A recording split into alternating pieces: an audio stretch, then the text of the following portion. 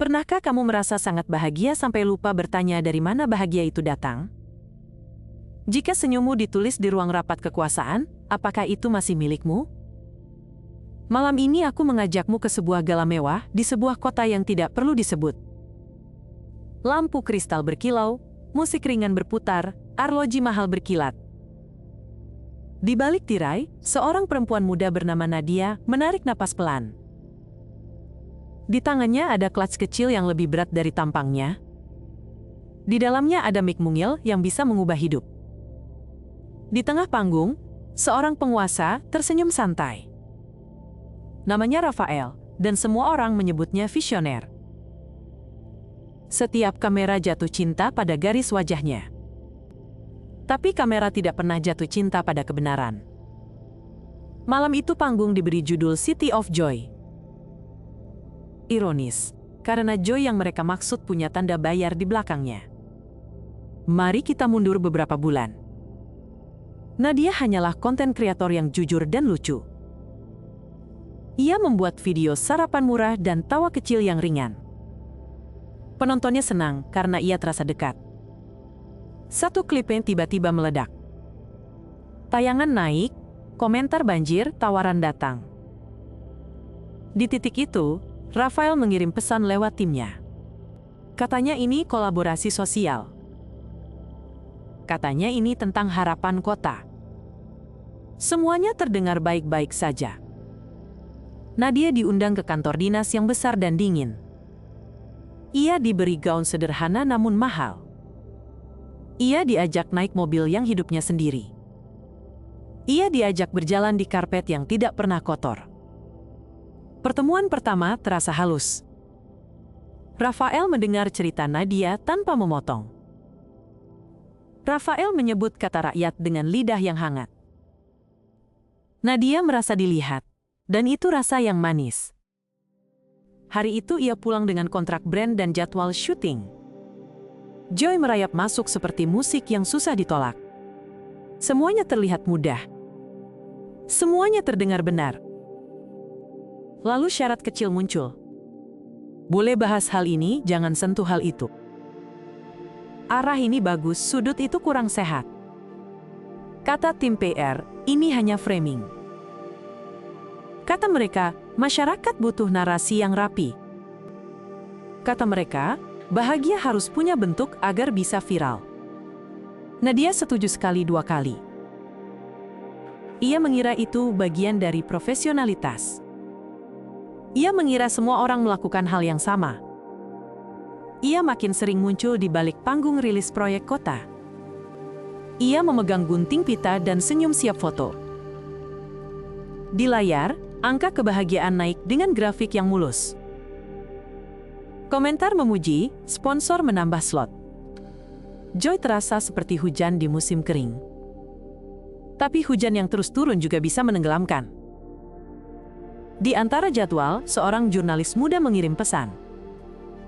Namanya Diego, dan ia keras kepala dengan cara yang baik. Ia mengirim tautan berita kecil yang tidak laku. Isinya tentang keluarga yang dipindahkan dari pinggiran kota. Ia bertanya lembut apakah Nadia tahu sisi lain dari proyek ruang hijau. Nadia bingung, lalu menunda baca. Ia memilih latihan senyum untuk acara berikutnya. Sore itu Rafael datang tanpa kamera. Ia membawakan buah untuk ibu Nadia yang sakit. Ia berkata semua biaya akan ia urus. Kebaikan itu menyelinap seperti pelukan setelah hujan. Nadia runtuh di dalam, tapi tetap tegak di luar. Ia berkata terima kasih dengan suara yang tipis. Ia menutup ponsel dan menolak kabar buruk untuk sementara. Malam berikutnya, gala lain berlangsung. Nadia berdiri di sisi panggung sambil menunggu isyarat. Tim PR berbisik tentang angle bahagia. Mereka memoles kata dengan gula dan kaca bening. Mereka memeriksa daftar follow dan unfollow. Mereka memanggil like sebagai bukti moral. Itu trik lama yang selalu baru. Joy bukan lagi rasa, melainkan alat. Pada suatu pagi Diego menunggu di kedai kecil. Nadia datang dengan kacamata dan topi biasa. Diego menyalakan rekaman yang tidak punya musik. Suaranya hanya napas anak-anak dan bunyi pintu. Mereka dipindahkan agar proyek tampak sukses. Nadia menatap meja yang tiba-tiba terasa dingin. Ia ingin menutup telinga, tetapi suara itu menolak pergi. Diego berkata pendek. Joy yang menutupi tangis bukan Joy, itu topeng. Kata-kata itu seperti pasir di lidah. Tidak pahit, tetapi membuat haus. Nadia pulang dengan kepala penuh. Malamnya, Rafael mengirim pesan suara yang lembut. Kamu tenang, semua ini akan baik-baik saja. Ia menutup mata dan membiarkan suara itu menjadi selimut. Keesokan harinya Nadia menerima hadiah kalung. Sekaligus menerima brief baru yang lebih rapat. Brief itu memintanya untuk memuji proyek yang sama. Brief itu melarang kata pindah dan melarang kata rugi. Brief itu menulis bahagia sebagai tagline. Nadia membaca sampai habis dan diam. Diam adalah keputusan yang sering disalahartikan. Diego kembali mengirim satu berkas. Isinya tabel kecil yang acak bagi orang awam. Tapi ia melampirkan deskripsi sederhana. Angka ini diambil, lalu dipoles, lalu dipajang. Nadia mulai melihat pola. Ia mulai melihat sudut yang dulu disapu bersih. Ia mulai mengingat cerita ibu-ibu yang tersenyum tipis di depan kamera.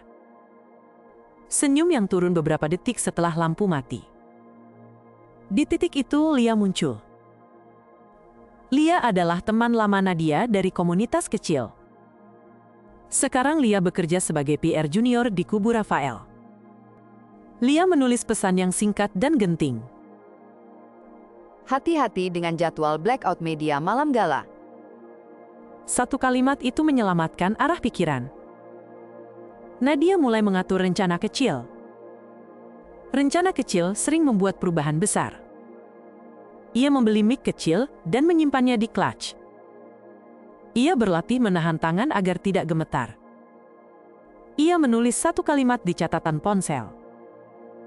Kalimat itu akan mengganti naskah resmi jika ia berani. Malam gala tiba. Balon kaca di langit-langit berkilau seperti janji lama. Kursi empuk menyimpan ratusan pendengar yang sudah siap tepuk tangan. Tim PR mengamati dari sudut yang sepi.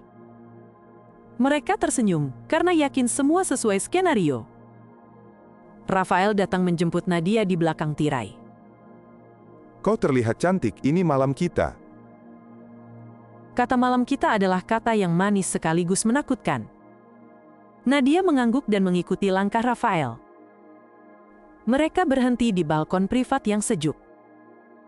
Kota di bawah seperti panel lampu yang tenang. Angin datang, dan Nadia menekan tombol rekam. Ia bertanya dengan nada ringan agar tidak mencurigakan. Kalau angka bahagia itu cuma alat, apa orang kecil tetap dihitung? Rafael tertawa pelan. Angka adalah cara untuk mengarahkan rasa, itu seni memimpin. Kalimat itu cukup untuk membuka pintu lain. Nadia menyimpan suara itu di dalam clutch tanpa mengubah wajah. Mereka kembali ke panggung dengan senyum yang sama. MC mempersilahkan Nadia memberi testimoni. Naskah resmi sudah disiapkan di layar teleprompter. Kalimatnya rapi, sopan, dan aman. Nadia menarik napas dan memilih catatannya sendiri. Aku diajari bahwa Joy itu bebas, tapi malam ini aku belajar bahwa Joy kami punya sponsor. Ruangan membeku sejenak seperti kaca di freezer. Beberapa orang menatap ke arah tim PR. Tim PR menatap ke arah Rafael. Rafael menatap mikrofon dan menimbang kata. Kota ini butuh harapan yang bersatu, jangan terpecah oleh salah paham. Itu kalimat yang kuat dan aman di saat yang berbahaya. Tapi rekaman dari balkon sudah berjalan di ponsel Nadia. Nadia menutup sesinya dengan satu kalimat lagi. Jika bahagia butuh izin, itu bukan bahagia, itu naskah. Tepuk tangan muncul, namun tidak rata. Ada yang marah karena kejutan. Ada yang bangga karena keberanian. Ada yang bingung karena terbiasa dituntun. Setelah panggung, hujan notifikasi turun di ponsel Nadia. Sponsor menimbang ulang kerjasama. Agensi mengirim pesan panjang tentang risiko. Beberapa pengikut menuduhnya tidak tahu terima kasih. Beberapa yang lain menulis bahwa mereka baru merasa dirangkul. Diego memanggil Nadia ke studio kecilnya. Kita rilis rekamannya dengan utuh, tanpa efek, tanpa musik. Nadia setuju dengan tenang. Ketika rekaman tayang, komentar pecah jadi dua sungai. Satu sungai menyapu bersih reputasi yang lama. Satu sungai menyirami benih yang baru. Rafael membuat pernyataan resmi. Itu potongan kalimat yang diambil di luar konteks dan tidak mewakili kerja kami. Kalimat luar konteks adalah payung yang sering dipakai saat hujan. Tapi payung tidak dapat menahan angin yang keras. Lia pulang membawa kardus kecil dari kantornya. Ia dipecat dengan alasan restrukturisasi. Ia menaruh kardus di lantai dan duduk pelan. Setidaknya aku berhenti menempelkan senyum yang bukan punyaku. Nadia datang membawa 2 gelas teh hangat. Mereka minum tanpa bicara panjang. Kadang diam lebih jujur dari perdebatan. Malam itu Nadia mulai merekam video yang kecil. Ia memasak mie instan tanpa brand. Ia menata meja kecil tanpa warna yang berlebihan. Ia tertawa kecil ketika bumbu tumpah sedikit. Penonton datang lebih pelan, tapi duduk lebih lama. Mereka menemukan rasa yang dulu. Mereka menemukan orang yang mereka pilih sejak awal. Kontrak besar pergi dengan sopan. Namun ada sesuatu yang lebih berat tapi lebih ringan. Kepercayaan datang tanpa suara fanfare. Diego mengantar Nadia ke sebuah kawasan yang dulu dipindahkan. Mereka membawakan buku gambar dan cat warna untuk anak-anak. Mereka mendengar cerita tanpa menambahkan lagu latar. Nadia mengunggah video pendek tentang itu. Ia tidak menuduh, ia hanya menyebut nama dan harapan. Komentar berterima kasih karena tidak dihakimi. Komentar berterima kasih karena tidak diceramahi. Di sisi lain, surat peringatan hukum datang ke email. Bahasanya rapi dan tajam seperti pisau dapur baru. Nadia membaca dengan mata yang lelah, tapi jernih. Ia menghubungi jaringan bantuan hukum warga. Mereka menyambut tanpa biaya karena tahu nilai suara. Proses berjalan, dan itu tidak romantis. Tapi langkah kecil juga bagian dari perjalanan. Mari kita kembali ke pertanyaan awal. Jika kebahagiaanmu datang dari tangan yang ingin kamu diam, apakah itu kebahagiaan atau naskah? Nadia sudah menemukan jawabannya, dan jawabannya tidak mewah. Joy yang ia pilih sekarang tidak punya panggung besar. Joy yang ia pilih tidak butuh kartu undangan. Joy yang ia pilih tidak menuntut izin atasan. Joy itu tumbuh di dapur kecil, di kursi plastik, di halaman sempit. Joy itu tidak tampil di grafik yang licin. Joy itu lahir dari keputusan yang tidak populer. Rafael mungkin akan tetap kuat untuk beberapa waktu. Ia punya jaringan, ia punya dana, ia punya panggung. Tapi panggung punya kaki, dan kaki selalu lelah bila menyangga kebohongan terlalu lama. Beberapa orang di sekelilingnya mulai berhitung ulang. Mereka tidak ingin ikut tenggelam dengan kapal yang bersinar di luar dan bocor di dalam. Diego menulis laporan lanjutannya dengan sabar. Ia tidak memaku satu orang di tembok. Ia memotret sistem yang suka lupa cermin. Lia belajar mulai dari nol lagi. Ia menerima pekerjaan kecil di lembaga komunitas. Ia menulis rilis yang pendek dan jujur. Ia bilang menulis jujur lebih lambat, tapi napasnya lebih panjang. Nadia mengunggah seri baru berjudul Joy Tanpa Sponsor. Setiap episode hanya satu tema kecil. Satu hari tentang memasak untuk tetangga yang lelah. Satu hari tentang membeli buku bekas di kios tua. Satu hari tentang menanam cabai di pot bekas cat. Komentar mulai bercerita balik. Mereka berbagi kisah senyum yang tidak diukur. Mereka berbagi rasa syukur yang tidak dijadwalkan. Mereka mengirim potongan kehidupan yang ringan dan kuat. Algoritma mungkin tidak suka pada awalnya.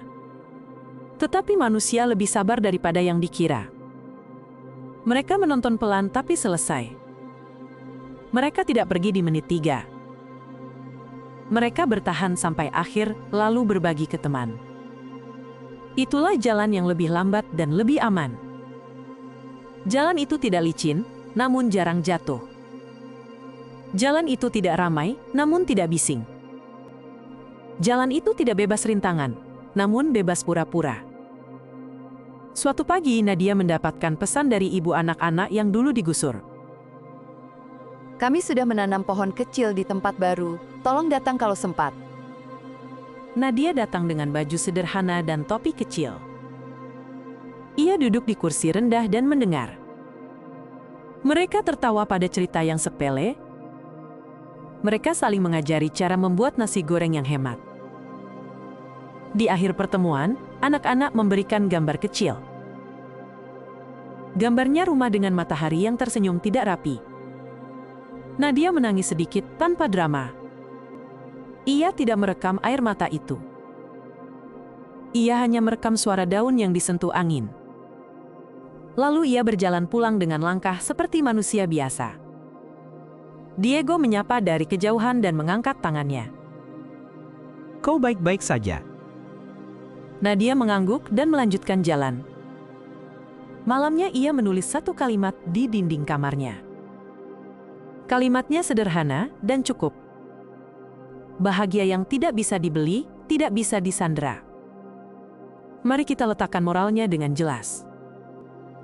Jika sebuah senyum meminta kamu diam, jangan jual suara untuk membeli tawa pendek. Jika sebuah angka ingin mengatur napasmu, ingat bahwa napasmu tidak dibuat oleh rapat.